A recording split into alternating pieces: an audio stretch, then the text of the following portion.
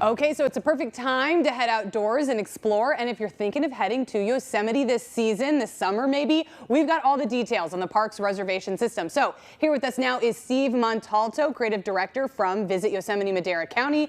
And we were just talking about it. I was looking up what the reservation system was, what the times were on the nationalparkservice.gov website. Right. I felt a little confused, but you're here to clear it up for us. We'll do our best. Okay, you just tell everybody else what you just told me. Okay, so what the park is doing, so just as a little bit of background, this is the 4th time in 5 years that the park is doing reservation systems again.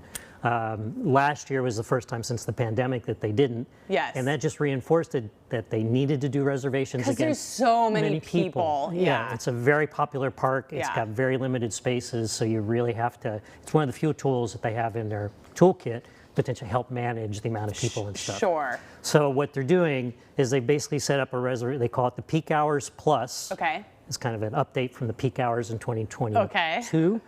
It started back on April 13th.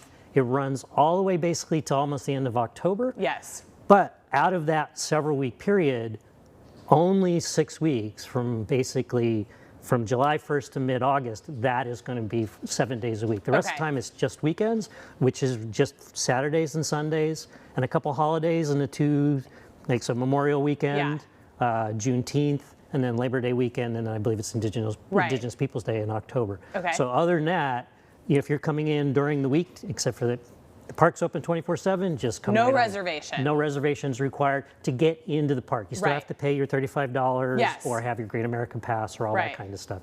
That's one key. So the reservation is a $2 fee to do it, which is in addition to if you have your entry cost. Your entry cost. Right. So this is just the cost for processing the reservations. Right, right. Reservations, an important note, you cannot roll up to the gates and get a reservation there. You can't visit us at the visitor center in Oakhurst and say, hey, I want to go today. You got a pass. There are options. We'll talk about those in a minute. But the only way you can get a reservation is you have to go to recreation.gov. Okay.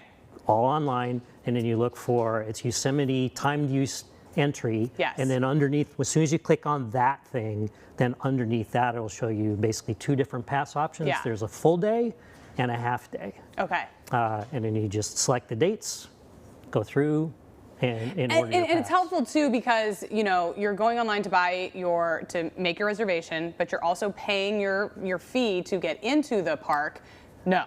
Not the entrance fee. So we still have to stop at that gate when we come in. We still stop there and pay to the ranger there. Or show your annual pass, which you need to do anyway, and you show your reservation form that you've got, which you download off rec.gov, which can also be on your phone. Okay. 2 other little notes. One thing, you can either go to the recreation.gov website, and that's what we recommend to do. They also have an app. Okay. The app has got the Park Service and Rec.gov are working to get some inconsistencies there. The cleanest and simplest and less ambiguity. Go to recreation.gov, Yosemite timed use entry, and go there. Okay. One other note about the reservations, even when they're in place, it's really just, there's a time range. That's what they call peak hours. Yeah. Peak hours for 2024 are 5 a.m. to 4 p.m. So if you're in the park through the gate before 5, you're good. You're good. You can stay there all day. If you come in after 4, and the park is open 24/7. Yeah. So you can come in, go experience everything. Sunset on El Cap or on Half Dome. You can see, especially once Glacier Point opens up. Yeah. Hopefully after Memorial Day, go up there or even before. Up from Glacier Point and watch, the Alpenglow on Half Dome. Lots of things to do at sunset and sunrise, which are not during the peak hours. Exactly. Yeah. And the stars in the park at night, whether you're in the valley, it's stunning. It's one of my favorite times to It really, I mean, there's a reason it's one of the most visited sites in the National Park Service. But I think what confuses people is that there's the time. So you do need a reservation for that time window, which is like 5 to 4, but only on the weekends, unless it's those 6 weeks during the summer, which is July to August sort of time frame. Exactly. But if you just go to recreation.gov and read the website, it will help you. You can get a reservation and you can go. It will. And one thing to note, so they released 60% of the reservations back in I think it was March Yeah. or January, excuse me, when they opened them all up. That was 60%. The rest of them are basically in reserve, and what they do is, like, if you go on to there now and you say, I want to book for, I'm going to just pick, well, I'm going to pick it during the 6 weeks because I can't pick a date. Like July 13th. July 13th. So you go in there, and right now you might see that they're sold out. There are still many, especially during the week. Some of the weekends are beginning to get a little, is that they're going to release the other 40% 7 days out. So on that date, so a week out, you need to look, and then more become available for that date. And that's what I did when I went to go see Firefall a couple years ago. I got on the day that I knew that they were going to release the reservations. I went, and it was totally fine.